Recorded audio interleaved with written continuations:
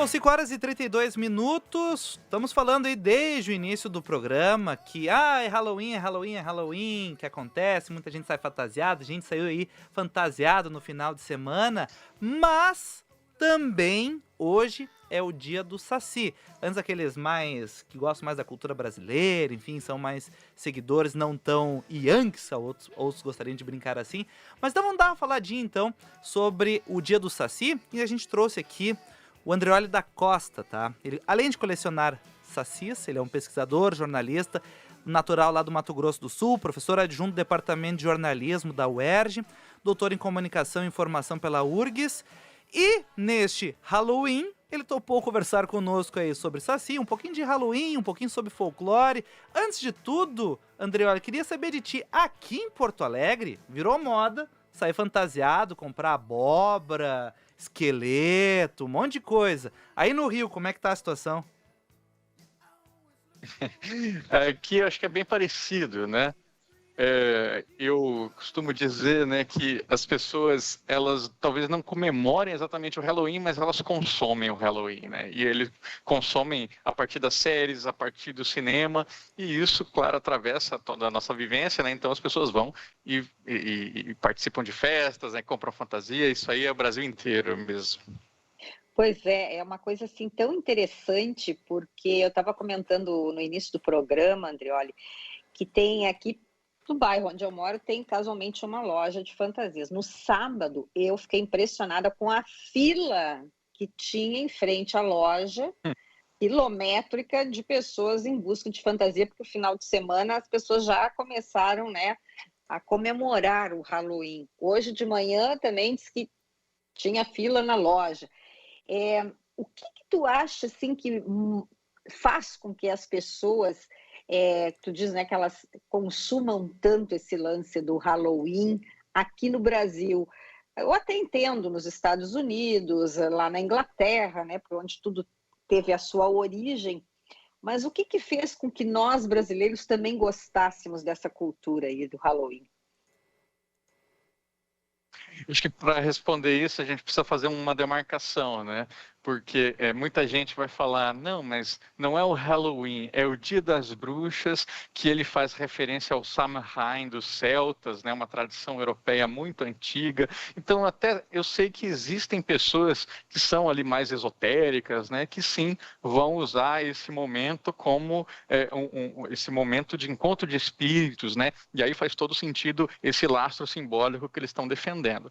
Só que a grande maioria da população, não, né? Eles, além de não ter essa fundamentação histórica, né, do surgimento dessa festa, eles estão celebrando a partir do lastro que chega para a gente da indústria cultural. Então, até pincelei um pouco dessa resposta anteriormente, falando que o Halloween ele está presente nos produtos que a gente consome de entretenimento, né? Então, a gente assiste uma série, a gente vê um filme, a gente lê um quadrinho, né? E ali os personagens eles estão brincando de Halloween, eles estão se fantasiando, eles estão pedindo doces, né? E aí quando a gente vê isso, a gente se sente incitado a repetir, né, isso que nos aproxima. E aí eu até deixo claro, né, não há problema nisso, não há problema na gente participar dessa cultura. O que a gente convida os outros sempre, né, é não esquecer do nosso. E aí por isso que temos o Dia do Saci. E o que é essa figura? O que é esse Saci? Porque aqui no Rio Grande do Sul ele é muito conhecido em função do Internacional, que tem ele como mascote do clube. Mas, além de ser o mascote do principal clube do Rio Grande do Sul, o que é mais o Saci? O Saci, ele é um dos mitos mais representativos do Brasil, né? Se a gente pensa no lastro mítico que forma o Saci Pererê, que a gente conhece hoje, né? Como um negro, duende, uma perna só, carapuça vermelha, a gente vai encontrar, por exemplo, lastro do imaginário Guarani, né, que aí é o mito do Jaci de Aterê, que ele é também um doente protetor das matas, enfim, só que ele é muito distinto do nosso Saci, ele é outra coisa. A gente tem dos negros, né? A presença dos orixás, a influência dos orixás, especialmente Exu, pelo assovio e pela impostura, e Ossanhe, ou Ossain, né? E o seu ajudante Aroni, que tem uma perna só, que protege as matas, que tem o segredo das ervas, né? Então ali a gente já tem esses 2 elementos. E o terceiro também, que é o europeu, porque os duendes europeus que usam carapuça vermelha enquanto um objeto de poder. Então veja como o Saci, como ele vai sendo conformado a partir do momento que o Brasil vai se tornando Brasil, né? Então ele diz muito sobre nós a partir daí. Para mais do que isso, ele é um mito de impostura, né, que ele nos convida a rir dos poderosos, a não enfrentar os nossos problemas de frente, né, com armas, mas sim com astúcia, com sagacidade e ginga. Então ele diz muito sobre como o brasileiro leva os seus problemas, né? A gente, diante de uma dificuldade enorme, a gente ri. Por quê? Porque a gente ridiculariza o outro, já que a gente não consegue derrotá-lo com forças iguais, e assim a gente consegue se colocar nessa outra situação. Então é um mito muito rico.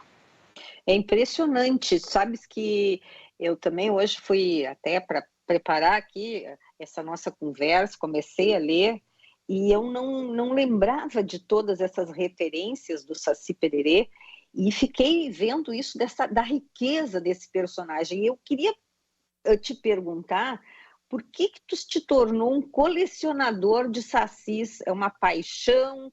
O que te fez ter essa coleção? Foi minha família, com certeza, né? Quando eu era criança, eu nasci em Campo Grande, capital de Mato Grosso do Sul, mas meus avós são do interior. E as férias escolares, naquela época, eram muito mais extensas do que hoje em dia, né? Faziam com que eu passasse ali 20, 30 dias seguidos na chácara dos meus avós.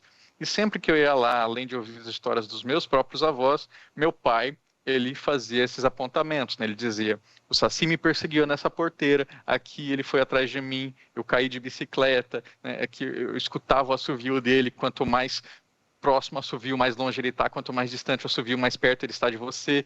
Então ele ia contando isso, e conforme eu fui crescendo, ele não parou de contar, né?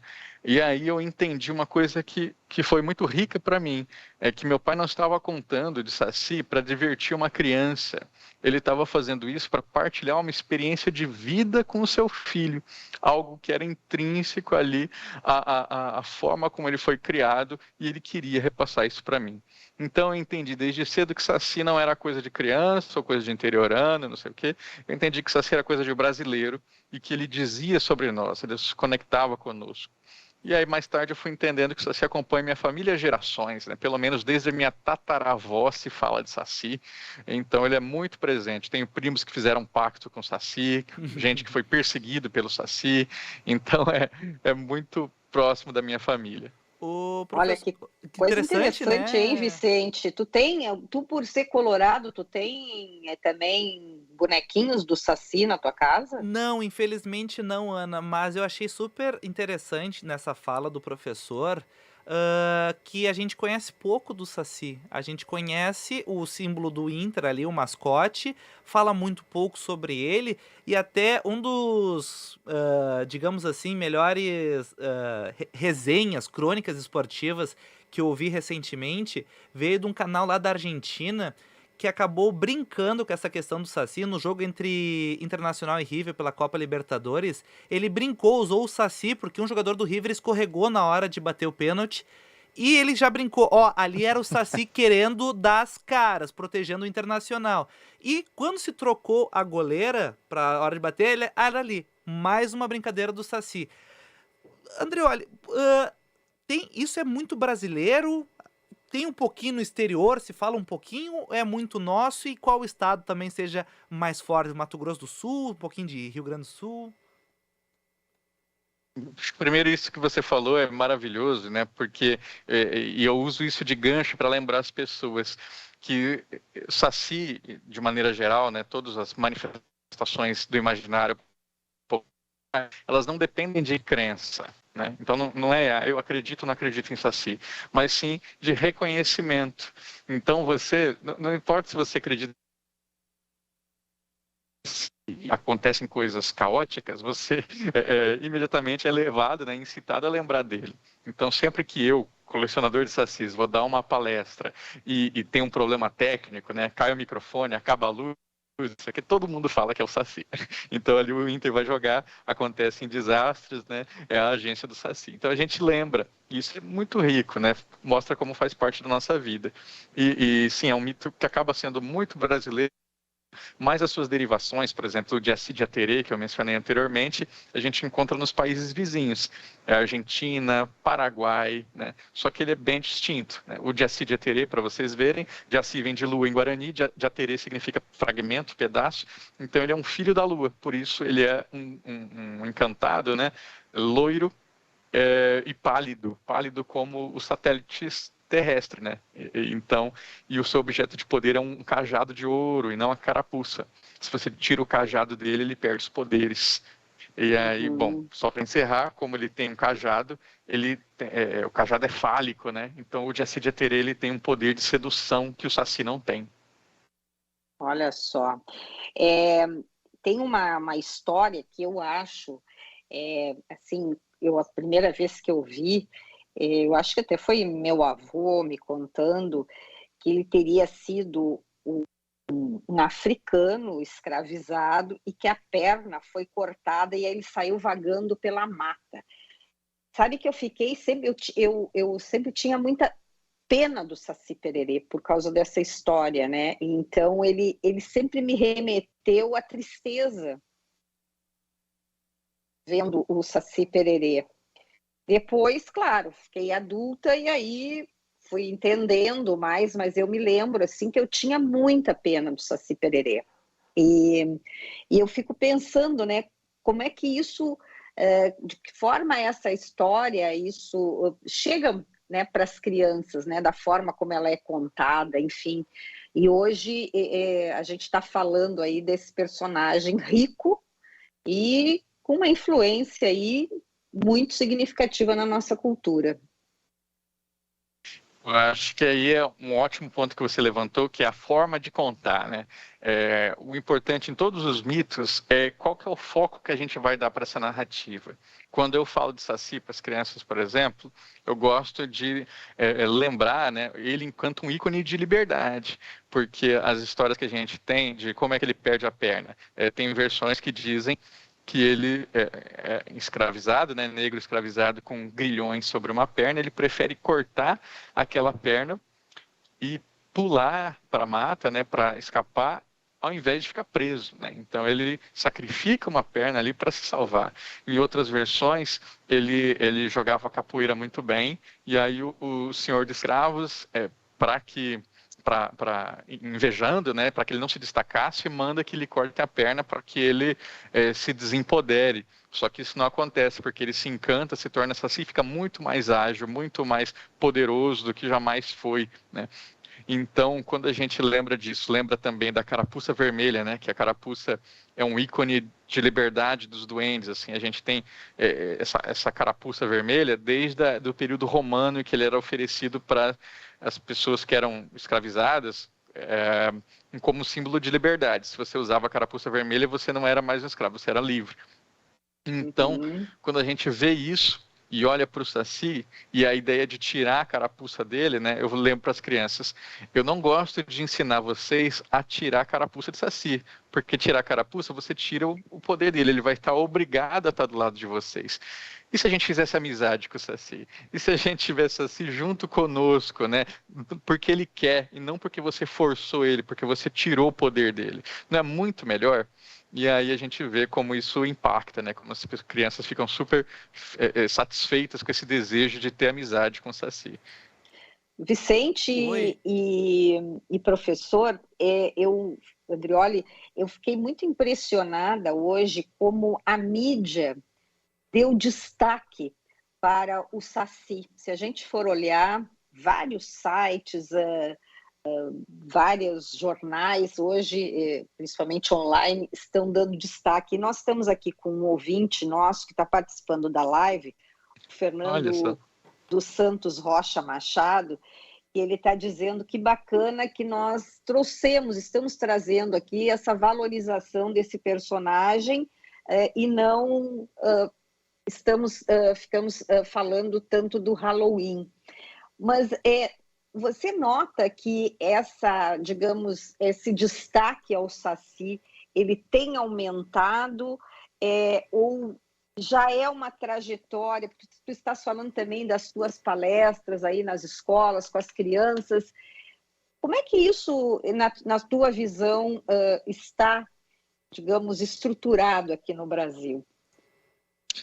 Foi uma trajetória, com certeza, né? O próprio Dia do Saci, ele foi proposto em 2002, 2003, né? Então temos aí 20 anos da sua proposição, enquanto um projeto de lei nacional ele não chegou nem a ser apresentado em plenária, né? Mas ele foi arquivado, só que ele inspira pessoas, tanto a nível municipal e estadual, né, onde a gente tem mais de 20 municípios em que o Dia do Saci é uma legislação municipal, mas também esses grupos independentes, né? O meu próprio grupo, né? O Coletivo Folclore BR e outros grupos pelo Brasil, eles têm essa incitação a não impedir ninguém de celebrar Halloween. Isso não é o nosso objetivo, mas convidar a gente a lembrar do Saci, a lembrar e falando do Saci, falando de Brasil, né? Falando de outras coisas. Então eu gosto de pensar, se a gente vai falar de bruxa, que é inevitável falar de bruxa, quais são as bruxas do Brasil? Como é que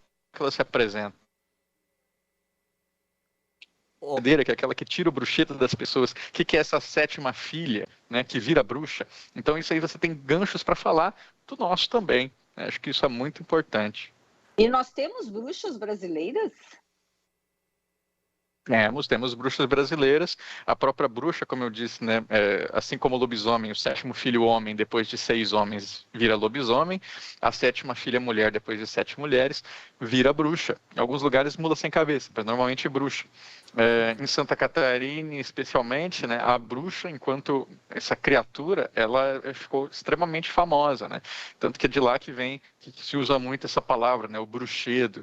Uma criança, então, que foi embruxada, ela começa a definhar, ela fica com anemia, mal de 7 dias, né?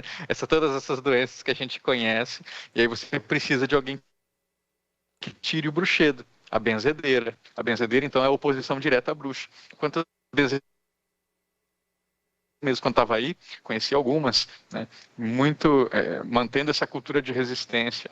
Então é super interessante. Para não falar de outros bruxos ali, como a própria Cuca Pisadeira, né? Mas eu gosto mesmo dessa bruxa aí da sétima filha. Olha, Vicente, tu conhece alguma benzedeira, Vicente? Olha, eu conheço no interior e conheço de história. Nunca cheguei a conversar, enfim, trocar uma ideia, mas algumas lendas, assim, histórias, que eu acho um pouco dessa ideia do folclore que vocês trabalham bastante, né, professor? Dessas histórias que vão sendo passadas de famílias, de pai para filho, para os netos, em relação a tradições que acontecem em uma determinada região e que elas não estão escritas, mas vão sendo passadas e às vezes aumentando, né? Uhum. Exatamente. Acho que até o ato de não estar escrito ele é riquíssimo, né? Porque ele permite variância e pela variância a dinâmica. Isso se tivesse escrito, a gente ia tentar falar assim, esse é o jeito verdadeiro, esse é o jeito certo de se contar essa história. E não existe jeito certo, né? O jeito certo é o jeito do povo. E aí o povo vai mudando essa dinâmica do contar. E aí o folclore permanece sempre presente, né? Com raízes do passado, mas presente. Né? E isso que nos interessa, olhar para o agora. Né? E como esse agora tem muito a aprender sim com o passado para orientar o futuro. Ô, professor, tem uma questão do ouvinte, eu vou até casar um pouco com um outro fato aqui do Rio Grande do Sul. A pergunta do Marcos Vinícius de Souza, tá? Vicente, o prof acredita que a lenda do Saci pode sofrer adaptações ao longo dos próximos anos por conta da exploração comercial da data? E outra coisa, o calendário do Android coloca o dia do Saci na agenda. Tinha notado no ano passado. Isso deve ter ajudado a divulgação aqui no Brasil dele estar lá aparecendo o dia do Saci. Aqui no Rio Grande do Sul, professor, se tentou um momento se retirar o Saci como mascote do Internacional naquela visão capacitista. Sim. Ele não tem uma perna, então ele não consegue. A gente precisa de alguém que tenha as 2 pernas. E na verdade não, porque ele tem outros atributos, né? Exatamente. Eu lembro muito desse caso, né? Que eu escrevi sobre ele. Quando o Saci sem perna, pensa em que é encostar no chão com uma perna só. Né? único ponto que toca o solo. Pensem agora no redemoinho, que a gente sempre fala que o Saci anda no redemoinho. Vejam que tem uma semelhança imagética disso, né? Então, o Saci, que só tem uma perna, que toca o solo em apenas um único ponto, ele é o Saci que consegue se mover no redemoinho justamente por isso, né? Então, ele é muito mais rápido, ele é muito mais ágil, justamente por ter uma perna só. Então, a gente precisa recolocar essa ideia. Não é porque ele não tem uma perna que ele é incapaz. Muito pelo contrário, ele é mais capaz ainda do que nós. E aí, sobre essa questão do ouvinte, eu não tenho certeza se é pela exploração comercial, porque eu não vejo exploração comercial do Dia do Saci. Você não vê pessoas comprando, vamos dizer assim, você não tem fantasia de Saci para vender na loja, você não tem nada, assim, o do Saci ele exige uma elaboração, essa é a grande dificuldade, né? As pessoas me perguntam muito, o que fazer no dia do Saci? A resposta é, o que você quiser, né? Porque não tem uma forma de celebrar, a única forma é pense no nosso e trabalhe em cima disso, mas para além disso, né, você não tem um jeito de fazer a festa do Saci. Isso é muito livre, cada comunidade faz do seu jeito. Para mim, uma das minhas favoritas é Paraibu, no interior de São Paulo, que pelo 3º ano consecutivo está fazendo uma procissão do corpo seco. O corpo seco é um mito, né, que parece um zumbi, só que ele é brasileiro, tem características caipiras, e lá esse mito é muito forte. Então eles se vestem de corpo seco, de visagens brasileiras, então aí tem a parte da fantasia do Halloween, que as pessoas tanto gostam, e vão na meia-noite do dia 31, percorrendo a cidade, cantando, brincando, vestidos de fantasias até a mata do corpo seco, para fazer essa homenagem. Então, esse é um jeito que eles encontraram de fazer, que é fabuloso. Pois é, eu sei que nós já estamos indo para o encerramento do programa, professor e Vicente, e eu estava pensando justamente sobre isso, né? Esse consumo que você falou no início, né? Que as pessoas consomem o Halloween. E eu estava vendo aqui que a gente não consome o Saci, que é uma pena, né? É uma pena porque a riqueza. Eu vejo minha filha mora nos Estados Unidos, ela está, enfim, a história do Halloween está rendendo já 12, sei lá, 15 dias, a casa toda enfeitada. Hoje estão todos com fantasia, vão para sair nas casas, pegar as crianças, guloseimas. É uma festa bonita, alegre, e eu fico, que pena que nós aqui, né, eu acho que eu vou começar, Vicente, vamos começar a partir do ano que vem, vamos convidar aqui o professor e vamos começar a fazer esse grupo aí para a gente também consumir o Saci. É um bom ponto, né, Ana? Eu gostei muito da ideia. E, professor, tu disse que tem uma coleção de sacis até casando essa da Ana. Onde é que tu encontrou esses sacis? A cada Saci é uma história que eu escuto, né? E cada história minha que vocês escutam, vocês estão colecionando também. Então aqui eu tenho certeza que cada ouvinte se tornou um pouquinho, né? Tem um pezinho ali para se tornar um colecionador de Sacis também. E professor, tem alguns ouvintes perguntando, a Janete, por exemplo, qual o Instagram, como encontrar o senhor o senhor, perdão, foi o Saci. O Instagram do professor, como encontrar? @colecionador de sacis. Não tem jeito mais fácil. Tá certo. Então. Tá, mas eu quero saber quantos sacis tu tens. Infinitos, né? Sacis, um para cada brasileiro, mas lá em casa mesmo já perdi a conta. Olha, Vicente, eu ficaria curiosa, viu? Esses dias eu falei aqui, quando teve o filme da Barbie, professor, falamos aqui de uma moça aqui de Porto Alegre que ela tem uma coleção de mais de 1000 Barbies. E eu disse, nossa, como eu queria conhecer, né, essa coleção. Então agora eu vou ficar com uma curiosidade, Vicente. E agora onde eu passar e que eu enxergar um sacizinho, eu vou começar a comprar e fazer uma pequena coleção. Eu gostei da ideia e vamos cultivar então também para que a gente possa, né, manter vivo o nosso Saci. Perfeito. Obrigado, professor Andreoli Costa, pesquisador, jornalista natural do Mato Grosso do Sul, professor adjunto do Departamento de Jornalismo da UERJ, lá do Rio de Janeiro, Universidade Estadual do Rio de Janeiro, doutor em Comunicação e Informação pela URGS. Muito obrigado, professor. Até uma próxima. Um abraço. Eu que agradeço, gente. Grande abraço. Valeu.